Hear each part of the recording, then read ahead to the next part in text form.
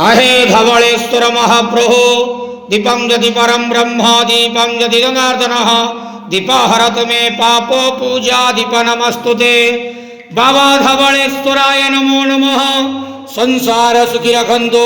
आज शुभ गुरुवार रे समस्त श्रद्धालु भक्त मानक श्रीपद करंतु। समस्त श्रद्धालु भक्त मानकर मनस्कामना पूर्ण करंतु। कर्म क्षेत्रोन्नति करंतु। ग्रहरिष्ट मान खंडन करंतु। जगतर मंगल करंतु। विश्वर कल्याण करंतु। आपणकर नाम विख्यात करंतु। सेवकर डाक श्रवण करंतु।